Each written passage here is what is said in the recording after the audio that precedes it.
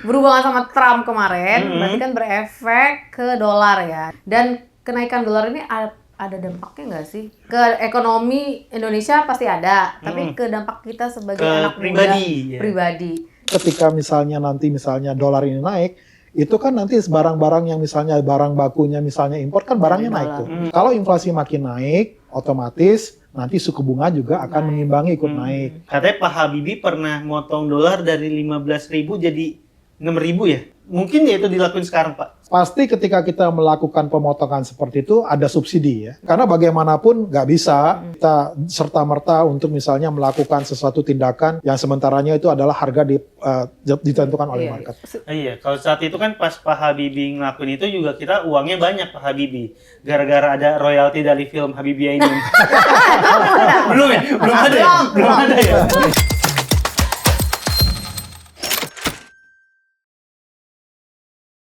Kembali lagi di Patungan Podcast tentang Keuangan. Gitu ya. Udah ada gayanya kita ya. Ada gayanya ya. Telat lagi tadi. Gak apa-apa lah ya. Hari ini kita bahas apa, Mbak? Kali ini kita bahas yang agak berat lagi nih. Ini udah pasti ya. Ini topik gua banget lah ya. Topik banget.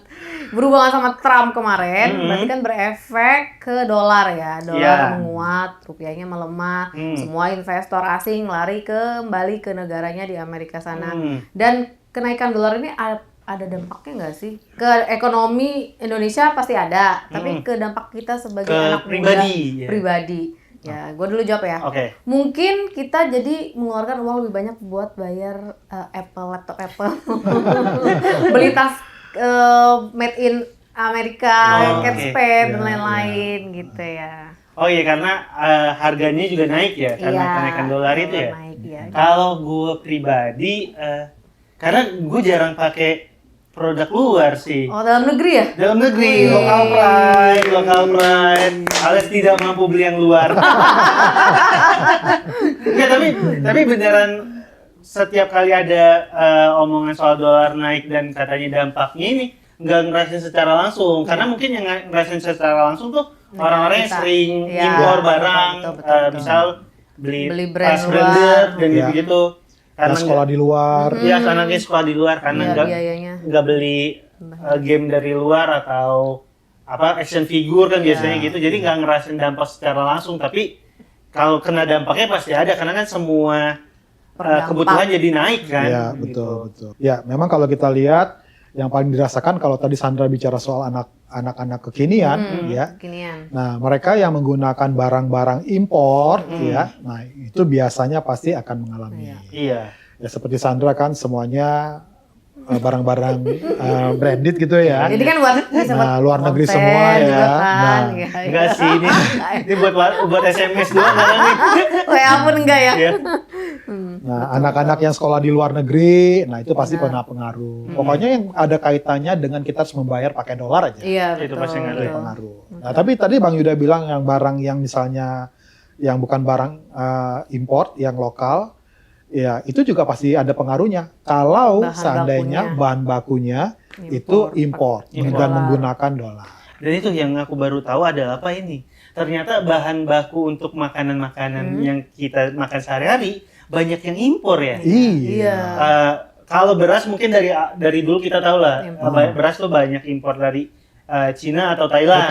Betul. Ternyata bawang putih aja kita impor ya. Betul. Nah, yang lebih repot lagi kalau misalnya kita import barang ya, itu bukan dari Amerika, tetapi membayarnya pakai dolar. Nah, itu tuh yang lebih lucu tuh. Ya. Karena harus nuker ini, nuker lagi Betul. Ya, jadi ibaratnya kita mengimpor barang itu mungkin bukan dari Amerika, tetapi kita harus membayarnya pakai US dollar. Nah, itu pasti kena pengaruhnya. Sebenarnya kalau kayak gitu, zaman sekarang masih bisa barter gak sih, Pak?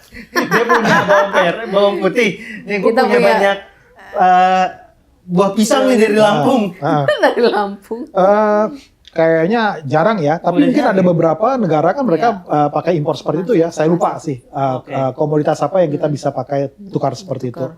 Ada. Tetapi mungkin jarang ya. Nah, tetapi menurut saya yang menjadi persoalan adalah terkait dengan dolar yang lagi naik ini. Nah, ini harus diantisipasi secara serius ya, terutama kepada kita-kita anak-anak muda bahwa sebenarnya harga dolar ini naik, itu ada loh pengaruhnya dengan kita. Yang pertama, bukan hanya PPN yang naik membuat harga cost kita makin mahal. Nah, terkait dengan dolar naik pun itu membuat cost kita juga makin mahal. Nah, karena kalau kita mau runut, ini bukan hanya masalah Sandra tadi pakai Apple atau Sandra pakai barang-barang dari luar, tetapi sebenarnya ketika misalnya dolar ini naik, itu kan nanti barang-barang yang misalnya barang bakunya misalnya impor kan barangnya naik tuh. Akibatnya kan akan inflasi jadi naik. Karena harga barang naik, inflasi naik. Nah, kalau barang naik, inflasi naik, berarti kalau inflasi naik berarti barang makin mahal. Contohnya minyak nah, kali Pak ya. berarti kebutuhan pengeluaran saya, cost saya makin tinggi. Nah, kalau inflasi makin naik, otomatis nanti suku bunga juga akan mengimbangi ikut naik. Nah, kalau suku bunganya naik, otomatis industri juga akan kena karena cost industrinya juga makin mahal. Orang-orang yang bayar KPR makin mahal. Betul sekali. Floating ya. Betul sekali. Jadi dolar naik ini pengaruhnya juga bisa ke sektor yang lain, bukan hanya masalah pengeluaran kita. Gitu. Jadi ternyata dolar naik tuh dampaknya tuh luas banget lah ya buat ekonomi sebuah negara ya Pak. Betul banget. Apalagi kalau yang di Indonesia sendiri udah mah dolar naik, akhirnya inflasi naik, ditambah PPN yang kemarin sempat kita bahas, jadi beneran makin mahal banget. Betul. Tapi Pak sebenarnya ada penjelasan nggak sih Pak, kenapa dolar akan naik Pak?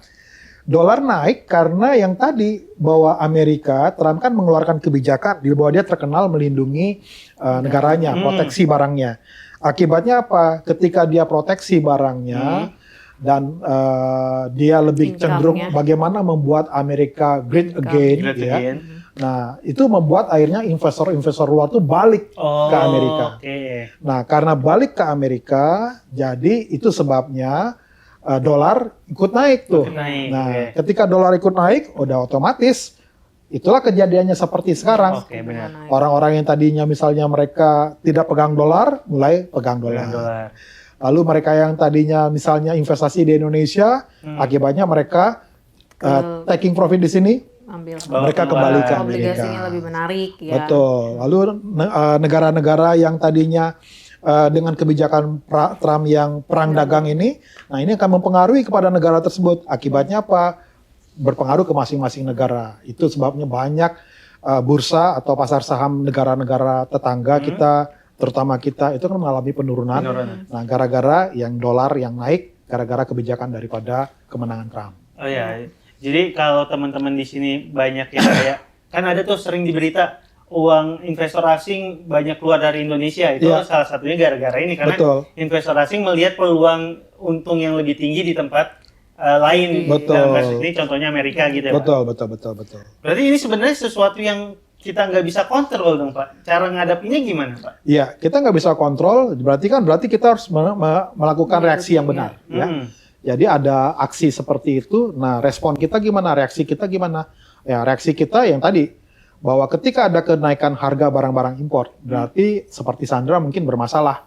Ya berarti dia harus mengurangi pembelanjaan konsumsi impor.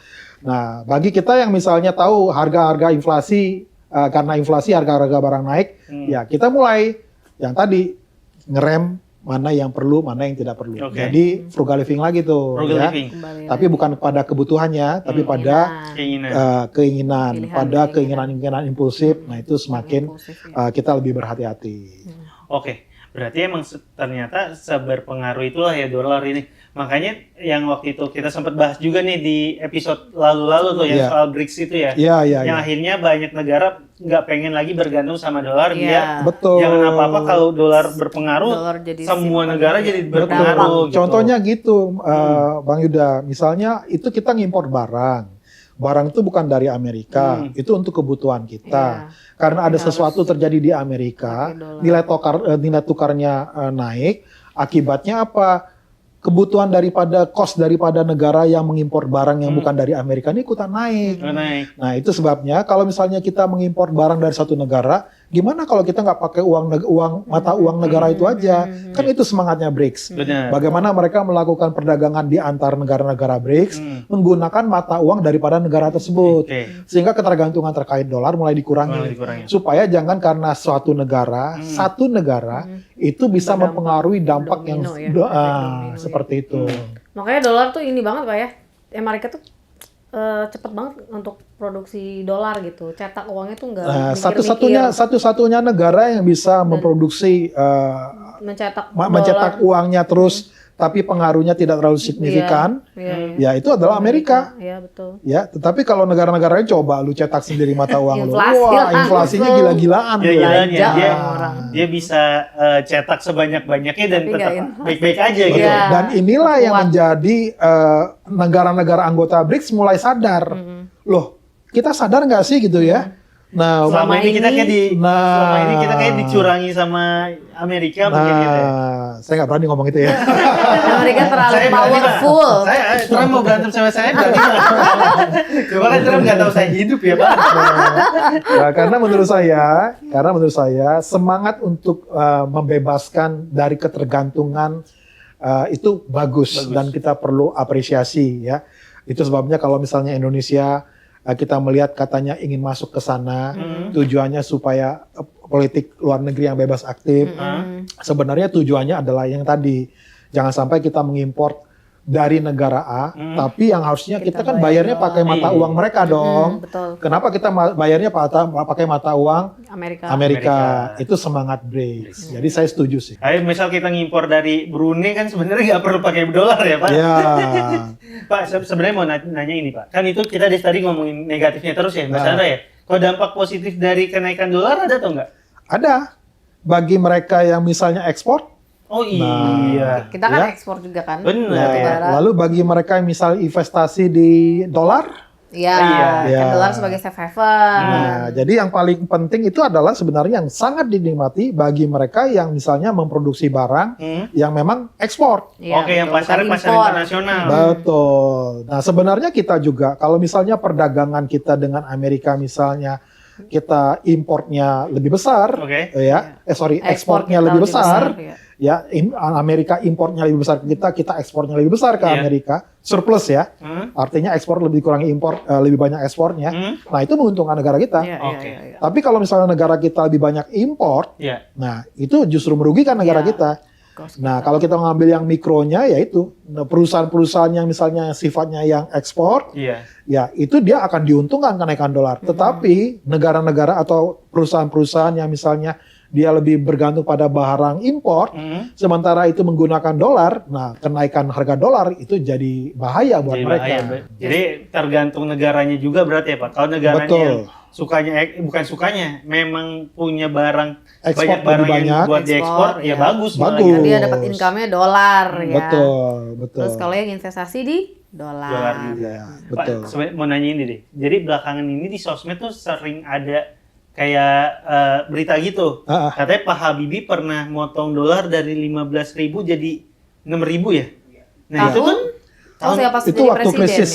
Waktu krisis. Nah, itu yang maksudnya abis Soeharto lengser ya. Kenapa bisa kayak gitu? Maksudnya dari 16.000 ke 20.000 dari berapa sampai 6.000 kan berarti kurangnya hampir 70% tuh, Pak. Maksudnya itu tuh bisa, kenapa bisa, dan mungkin ya itu dilakuin sekarang, Pak? Secara teknis ya, pasti ketika kita melakukan pemotongan seperti itu ada subsidi ya. Ada ibaratnya ada semacam action yang dilakukan, apakah bentuknya seperti apa. Nah, itu kebijakan pemangku kebijakan pemerintah yang lebih tahu.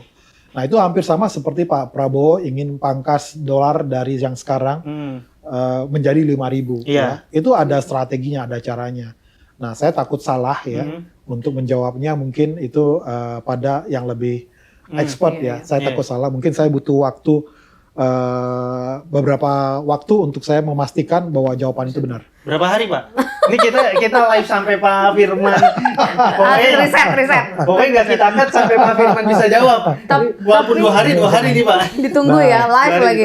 Yang pasti adalah ketika misalnya kita pangkas, kan itu ibaratnya kan nilai tukar itu kan tentu diimbangi dengan supply demand. Ya. Jadi nggak bisa misalnya kita nurunin harga patok itu sekian tanpa ada subsidi. Contoh misalnya, kita ambil harga minyak misalnya. Harga minyak kalau misalnya mengambang bebas, itu sekarang misalnya seperti solar aja, Dexlite atau Premium Pertamax. Itu kan kisaran harganya kita ambil aja SPBU asing aja. Mereka di kisaran 14.000, 15.000. Kalau misalnya ada Pertalite misalnya ke 10.000, itu udah pasti ada subsidi. Oh, Nah, oke. hal yang Bukan sama harganya juga, turun ketika ya. nilai tukar itu misalnya seharusnya 15.000, 16.000 ke 5.000, itu pasti ada sesuatu action yang Subsidi, dilakukan. benar. Apakah itu sifatnya subsidi atau itu sifatnya yang lain?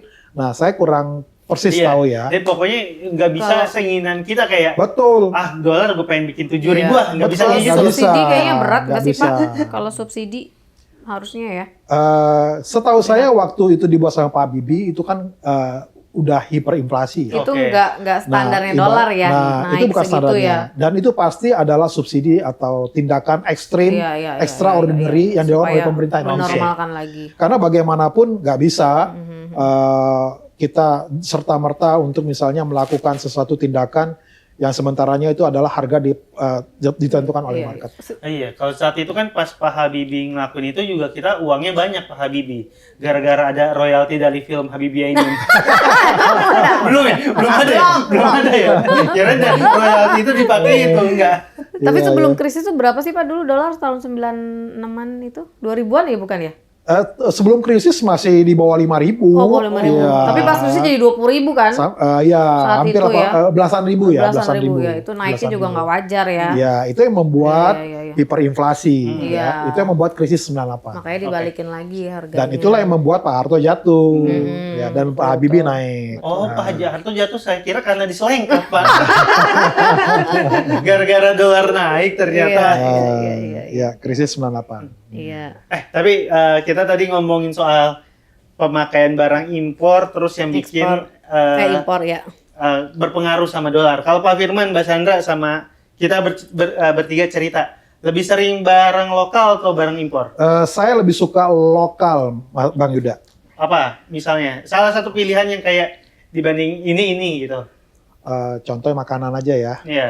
Kalau keluarga, anak, istri misalnya suka misalnya makanan McD Iya. ya. Kalau saya lebih suka misalnya ayam goreng pinggir jalan. Oke. Nah. Ayam goreng Jatinangor. Ayam goreng Jadi Jatinangor. itu enak tapi Iya. kalau itu enak. Iya. Coba ini yang jualnya nggak pakai baju. Oh iya iya benar. Ngegorengnya pakai. Iya pakai keringet ya. Apa salah satunya makanan. Makanan. Kalau barang-barang juga saya lebih suka kalau teknologi elektronik lebih banyak dari luar ya. Iya, mau nggak Sulit mau untuk itu ya. mau nggak mau. Software juga lebih banyak dari Iya, luar ya. benar, betul. Mau nggak mau. Tetapi kalau misalnya seperti baju, Iya, ya misalnya barang-barang sehari-hari. yang keseharian, saya lebih setuju yang lokal ya. Iya. Lokal. Setuju. Kalau Mas Sandra, Kurang lebih sama, mix sih. Cuman kalau kebutuhan ya mungkin masih yang lokal ya. Coba Sandra keluarin tasnya, San. tapi saya tuh sebenarnya agak bergantung sama barang luar juga, Pak. Apa tuh? Unik loh. Oh. Iya, sumpah deh tuh. Ini baju yang Tapi emang sebenarnya unik loh. bagus sih bahannya. Iya, dan dari harga Ini bisa yang sponsornya tambahin nanti Uniqlo ya. dari harga yang kita bayarkan sama kualitas yang kita dapat, Iya. Ya. itu Setuju. tuh bikin ketergantungan jadi kayak pengen beli yang Sama lain. satu lagi kita kan barang dari China. Ya, kalau kayak baju gitu kan murah-murah. Gua nggak tahu, Thailand gitu ya. Itu kalau yang kayak Thailand Iya, belum pernah make. Tapi kalau salah satu Uniqlo tuh iya banget. Iya. Uniqlo, Sampai ya. akhirnya kalau mau beli baju dibanding Ya, setuju. dibanding lokal yang harganya Lebih mungkin beda. mahal. Lokal tuh kadang lebih mahal satu. Kalaupun beda harga misal dia lebih murah, murahnya tipis, Mbak. Beda mungkin 30-40 ribu. Tapi dengan kualitas yang jauh didapat dari Uniqlo gitu. Iya. Itu sebabnya makanya ini adalah semacam tantangan ya buat Iya, negara kita buat ya. Indonesia ya. Bagaimana supaya kita bisa bersaing dengan negara luar? Otomatis kan kita mesti bisa menjual barang dengan kualitas yang hampir sama dengan harga bersaing kan. Iya. Nah, kalau misalnya harga yang kita punya lebih mahal, seharusnya kualitasnya kan lebih bagus, Bagus, daripada iya. yang tadi Bang Yuda bilang misalnya seperti Uniqlo. Saya setuju dengan pendapat Bang Yuda. Karena awalnya saya memilih untuk tidak mencoba produk itu yang Bang Yuda bilang. Tetapi ketika saya melihat dengan harga segitu, Iya. barangnya kualitasnya lebih bagus, lebih awet, lebih enak dipakai ya. Saya berpikir sama. Artinya saya harus menggunakan barang itu dengan tujuan supaya saya bisa menghemat. Benar. Karena kalau misalnya saya bayar lebih mahal tapi waktunya misalnya Jangka Iya. lebih pendek, lebih ya, pendek, ya. lebih cepat usang, kan nggak boros juga. Iya. Sering jadinya kan. Nah, jadi saya berpikir kembali lagi ya, ini ada nyangkut dengan nilai tukar. Kalau kita misalnya mau supaya kita bisa ketika ada nilai tukar dolar naik, kita tetap bisa bertahan, ya mau nggak mau kita harus membuat produksi dalam negeri kita itu mampu bersaing, baik secara kualitas maupun secara harga. Walaupun kalau secara harga seringkali berat kan Pak. Iya. Karena yang di Cina sana kan yang kerja anak kecil ya.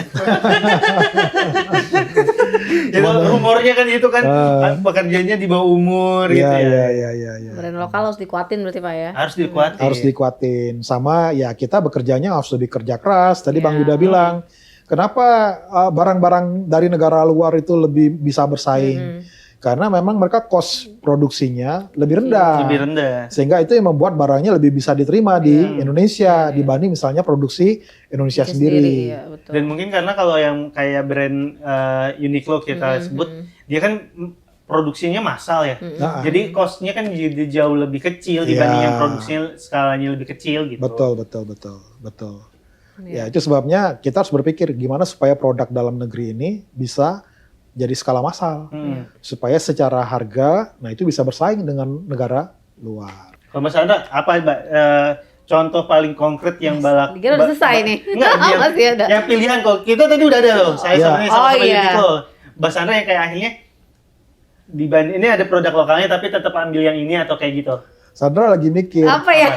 Ini naik dolarnya tinggi nih, gimana ya belanja gua ya? Gua pakai tasnya apa ya? Masa aku pakai tas Indomaret?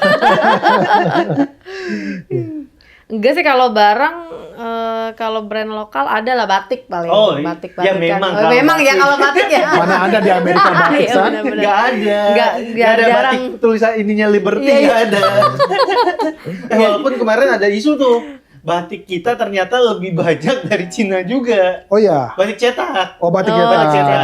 Iya itu masih. Pak, tapi ini ada pertanyaan ini Pak. Setuju gak kalau generasi zaman sekarang itu nggak terlalu terpengaruh sama dolar naik? Generasi sekarang ya? Saya pikir kayaknya saya kurang setuju. Kenapa? Setuju. Ambil contoh, sering sekali saya menemui anak-anak Gen Z milenial. Mereka pakai produknya udah produk impor pasti. Ya, yang nggak usah jauh-jauh dengan negeri Paman Sam deh, iPhone. Iya benar. Ya, udah pasti. Nah, pasti pengaruh. Lalu saya perhatiin juga mereka laptopnya MacBook. Ya.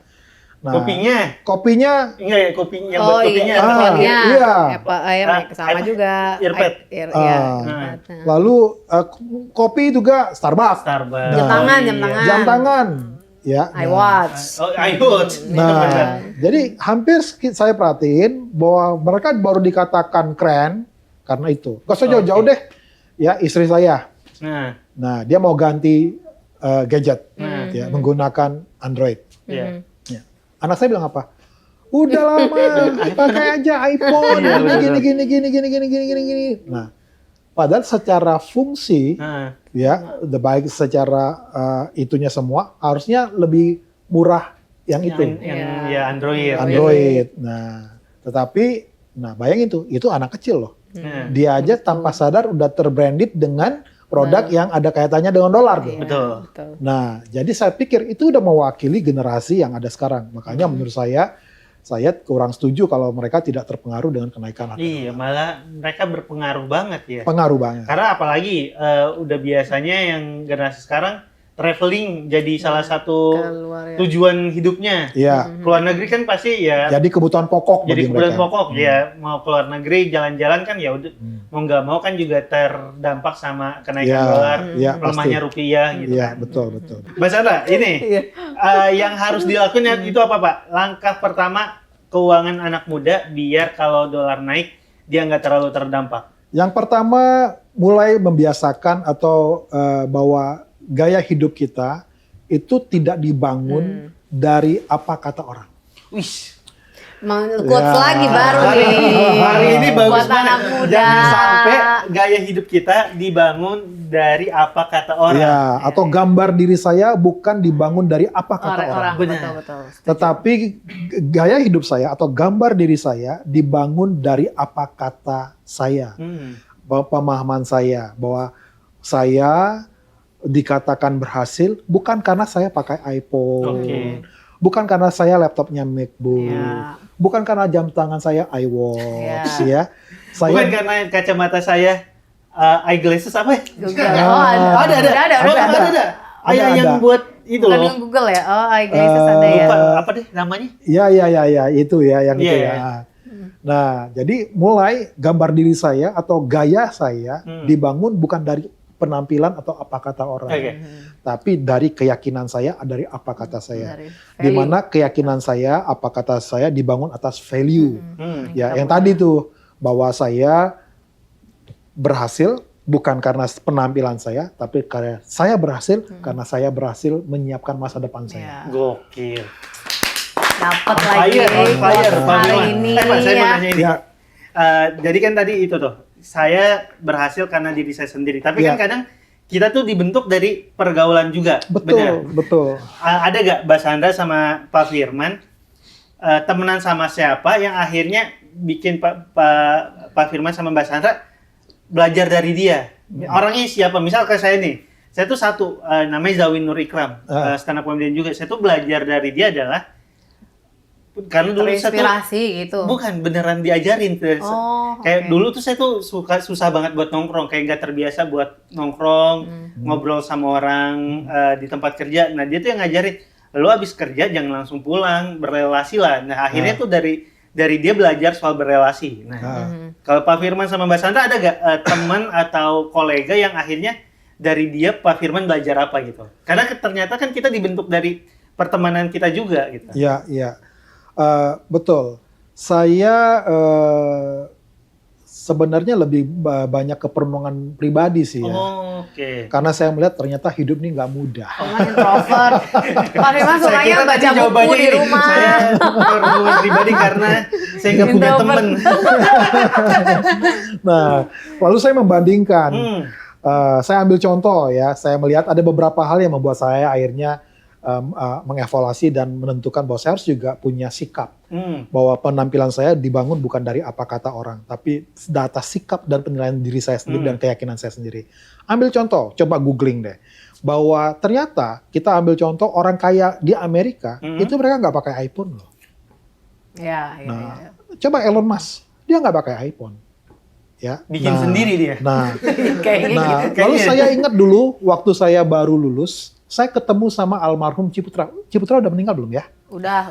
Nah, udah kalau nggak salah ya. Nah, kalau belum, maaf Om ya. Nah, tahu nggak? Saya waktu ketemu sama dia, menghadiri seminar dia pakai handphone Ericsson. Oh, zaman dulu. Ericsson zaman dulu. Oh iya. Handphone Ericsson, ya. Dan waktu itu saya ketemu sama orang sukses namanya Jonathan Parapak. Dan itu orang sukses di BUMN, ya, di telekomunikasi. Dia pakai handphone juga. Yang itu beda dengan orang-orang yang seharusnya handphonenya bukan begitu. Oke. Nah, sejak saat itu, saya tuh pakai barang itu tidak gampang ganti. Contoh, Oke. saya pakai BlackBerry Mm-mm. itu karena dibeliin sama istri. Oh. Saya ganti handphone itu karena dipaksa sama istri, dibeliin sama istri. Dan terakhir, saya beli ini gara-gara anak saya bilang. Bukan anak saya yang bilang. Jadi saya ngundang waktu acara di CNBC, Investment Expo, ya. Saya ngundang seorang influencer. Saya nggak usah sebut namanya. Waktu saya kenalan, salaman, yang pertama kali dilihat sama dia apa? Handphone saya. Saya bilang, waduh, dia udah menjengkal saya dari sisi penampilan saja. Nah, pada waktu itu handphone saya bukan iPhone, handphone saya Oppo. Oppo, oke. Ya, kalau misalnya rusak dibanting orang Oppo. Iya. Orang Kuat Oppo. ya, kuat. Nah, tetapi karena itu saya pikir anak saya bilang begini, Pak, penampilan itu penting. Iya. Kalau papa di belakang meja, papa boleh nggak usah pentingin Tapi kalau papa penampilan. misalnya ketemu dengan Ya, banyak relasi, ketemu banyak orang luar, Betul. papa bilang papa nggak butuh penampilan, bohong pak. Hmm. Papa bisa bilang nggak butuh penampilan, tapi mereka butuh penampilan papa. Oh, Swiss. Anaknya juga ngasih tip bagus. Akhirnya itulah yang mengubah. Lalu dibilang, pak ini juga bagus buat konten. Oh Iya, iya. betul. Akhirnya Hmm. karena banyak yang bilang gitu, termasuk Joe juga bilang, ya iPhone bagus buat konten dan lain-lain. Akhirnya saya belilah iPhone. Oke. Tetapi saya kalau membeli barang itu biasanya sampai rusak Oke. dan tidak mudah bagi saya untuk mengganti barang. Nah, jadi saya membeli barang yang tadi Bang Yuda. Kalau tadi Bang Yuda itu, jadi saya lebih ke arah melihat orang-orang sukses. Oke. Ternyata gaya hidup mereka Kayak gini Iya, belajar benar. secara tidak langsung gitu ya. betul sederhana juga Sederhana, kok ya. gitu. Jadi itu saya berpikir oke, berarti mereka tidak membangun harga diri mereka, gambar diri mereka di atas apa kata orang, Keren, tetapi di atas keyakinan diri sendiri. Gokil. Ini berarti Pak Firman nih keren banget, Pak. Dia tadi BlackBerry yang beliin istrinya. Iya. Ganti handphone lagi yang beliin istrinya. Pak Firmannya hemat, istrinya boros. Saling melengkapi. Saling melengkapi. Tapi saya pernah ini, Pak. Saya pernah ketemu ini, Bim Bim, Pak. Handphonenya Asia Slang, Pak. SS Oh, Land. iya, zaman dulu ya. Wah, itu menarik tuh ya. Enggak, tadi saya bercanda, Pak. Jok saya, Pak. Kalau Mbak Sandra ada nggak, Pak, yang kayak gitu? Kalau saya tadi belajar dari teman secara langsung, Pak Firman secara nggak langsung. Kalau Mbak Sandra ada nggak teman atau pelajaran yang ngena banget di Mbak Sandra tapi diambil dari orang sekitar gitu? Oh, orang sekitar ya? Ya kalau tadi kan Ciputra sempat ketemu, Iya, Jonathan Parapat. sempat ketemu. Orang sekitar mungkin yang terdekat kali ya. Belajar dari saya misalnya, Mbak. Dari bokap sama dari suami. Apa tuh pelajarannya? Apa ya, kalau aku kan orangnya tuh pengen ada value gitu ya. Ngeliat bokap perjuangannya kayak dulu, terus dia sekolah juga tinggi gitu kan. Kayak kan dia sekolah juga, kayak kita menyangka dia nggak sekolah, Enggak. bilangnya. Maksudnya ya sangat ini keluarga lah, terus terpacu untuk mencari suami kayak seperti itu pertama. Terus ngeliat suami kerja keras juga, jadi semakin terpacu. Oh, kayaknya cewek tuh nggak boleh yang jadi santai-santai juga. belajar kerja kerasnya Iya, ya. Karena gitu. mungkin sebelum itu Mbak Sandra yang lebih Santai, nyantai. iya. Oke. Sama perluas link gitu. Dan kalau buat teman-teman nih, di sini ada temennya yang menginspirasi dia, bikin dia belajar apa? Coba Ya. ceritain di Iya, kolom komentar. boleh. Nah, Mbak Mbak deh. Pak Mbak Sandra sama Pak Firman mau Ya. tanya lagi nih soal kan kenaikan dolar nih jadi pengingat kita juga nih, Pak. Kalau ternyata value uang kita bisa jadi berkurang bukan gara-gara kita sendiri, Iya. gara-gara kondisi di luar. Ya. Betul. Nah, untuk ngatasin itu gimana tuh, Pak? Ya, nah kembali lagi. Jawab lagi. Berarti Masuk kita lagi. harus punya investasi. Investasi. Nah, kenapa investasi? Hmm. Karena tadi ketika dolar naik, harga barang naik. Hmm. Ketika barang naik, inflasi kan, otomatis suku bunga naik kan. Betul. Nah, kita bicara inflasi saja. Kalau inflasi naik, berarti nilai uang kita itu akan berkurang. Betul. Semakin harga barang naik, nilai uang kita semakin berkurang. Nilainya semakin berkurang. Itu sebabnya kita harus punya investasi yang bisa ngebit inflasi. Nah, untuk kita bisa ngebit inflasi, berarti mau nggak mau kita harus mencari produk yang sesuai untuk kita bisa punya investasi untuk bisa mengalahkan inflasi, yaitu saham. Masuk lagi. Coba Mbak, kita udah episode kita bisa bantuin Pak Firman untuk Iya. ngasih Kita ini aja nggak, Pak? yang Kita, berdua ya. Pak Firman Iya, menilai ini benar atau salah ya, Oke, Pak? baik. Nah, soal saham tuh biasanya kita tuh sulit banget buat nyari mana saham yang bagus atau Iya. mana saham yang berpotensi naik. Ada 940 saham nih di Betul. bursa saat ini, bahkan nanti lebih ya. Bahkan nanti lebih, karena tahun Betul. depan target Target. Bursa Efek tuh 66 saham baru. Oke, Ya. bisa 1000 lebih berarti Bisa nanti 1000 next lebih. ya. Artinya kita butuh yang namanya tools. Betul. Kita Yes. butuh bantuan. Yang untuk Yes. mempersingkat waktu kita Benar. memilih saham. Hmm. Ya. Namanya adalah Feedstock AI. Oke, Selain- mantap. Selain Nah, tools, jadi Jo nggak perlu saya lagi Jo. Makanya, Jo. Nggak, tapi apa tuh Feedstock AI, Pak? Boleh jelasin, Nah, Pak? jadi Feedstock AI ini adalah salah satu tools di mana kita menggunakan machine learning ya dalam hal ini untuk mencari saham-saham yang memiliki kecenderungan untuk naik, untuk layak diinvestasikan. Jadi kita mengajarkan kepada komputer untuk dia mempelajari sebuah pola dari ribuan data, pola-pola histori data sebelumnya. Sehingga dia mempelajari mana nih dari saham yang ada saat ini memiliki pola yang sama seperti yang dia temukan dari histori data sebelumnya.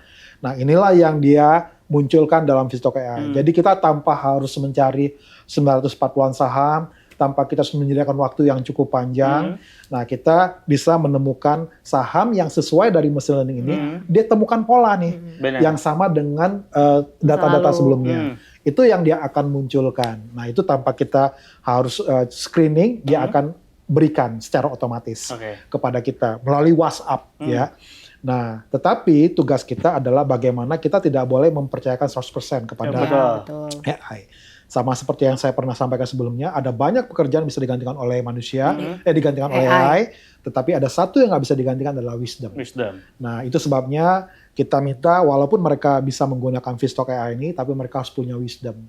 Nah, wisdom ini mereka harus mengupdate skill mereka terkait apa itu saham, resiko saham, bagaimana memilih saham yang baik, apa itu saham cyclical, apa itu saham fundamental, apa itu dividend yield, dan lain-lain. Nah, terkait dengan wisdom ini, kita rutin mengadakan acara, kelas, setiap bulan. Nah, itu tinggal ikutin sosial medianya, ikutin webnya juga, websitenya juga. Kita juga ada di Transvision juga. Kita juga kerja kolaborasi juga dengan Trans7 Academy juga. Kita juga, saya juga sebagai narsum juga di Detik Sore juga, Detik TV. Dan ini kita bikin podcast keuangan. Kita podcast tentang keuangan, dari setiap episodenya. Dan kita dengan Bang Yuda sengaja kita memang menggali tentang keuangan karena kita lihat banyak anak muda saat ini mereka butuh untuk edukasi. Mereka butuh tools untuk mereka bisa berinvestasi. Dan itu yang membuat kita tertarik untuk kita membuat konten-konten yang terkait dengan keuangan. Dan saya juga udah mulai menggunakan Vistock AI itu Pak. Perjalanan investasi saya menggunakan machine learning itu saya dokumentasiin, ditaruh di Instagram, di TikTok. Hashtagnya itu Udamologi Vistock. Jadi mungkin buat teman-teman yang di sini kayak emang kayak gimana sih caranya atau mau lihat contoh kasus yang benar-benarnya, ya itu bisa lihat di situ karena waktu dari pertama awal berinvestasi sampai sekarang itu selalu belinya kapan dikasih tahu, jualnya kapan dikasih tahu. Bang Yuda juga udah pakai yang untuk websitenya? Udah lihat ya, karena untuk informasi detail terkait itunya ada di websitenya. Oke. Dan dalam waktu dekat kita juga menyiapkan yang untuk yang stok stable income stock. Jadi mereka bisa mencari saham-saham yang memberikan stable income dari saham. Nah itu kita akan lengkapi mungkin akhir tahun ini. Mungkin juga kita akan lengkapi segera untuk bisa scalping. Jadi bagi mereka yang mau trading for living, ya mereka bisa menggunakan AI ini sebagai teman mereka untuk mereka scalping, untuk mencari saham-saham yang bisa memberikan potensi untuk mereka sebagai seorang scalper. Dan ingat, saham yang ada di Vistock AI itu bukan 900-900-nya, tapi cuma saham Kompas 100 ya Pak. Jadi 100 saham yang memang udah difilter di awalnya. Betul. Kecuali yang untuk scalping ya, untuk scalping. Tapi kalau untuk yang untuk investing, nah itu yang Kompas 100 dan LQ45. Itu dia guys. Jadi buat teman-teman yang mau mulai berinvestasi, kalau memang masih bingung harus beli saham apa, harus masuk ke saham yang mana, bisa menggunakan Vistock biar kita tahu saham mana yang layak untuk diinvestasikan. Tapi jangan ikutin mentah-mentah, kita juga harus belajar juga. Ada pengetahuannya. Pak Firman, Mbak Sandra, ada yang mau disampaikan lagi? Saya cukup karena sudah terwakilkan oleh Bang Yuda dan Sandra. Udah cukup, udah bisa. Kita berdua kita bisa ternyata ngomongin Vistock AI. Dan buat teman-teman di rumah yang nonton episode ini, kalau ada ide apa mau dibahas, bisa langsung tulis di kolom komentar. Dan jangan lupa buat like, komen, sama subscribe. Dan tonton terus Patungan, podcast tentang keuangan.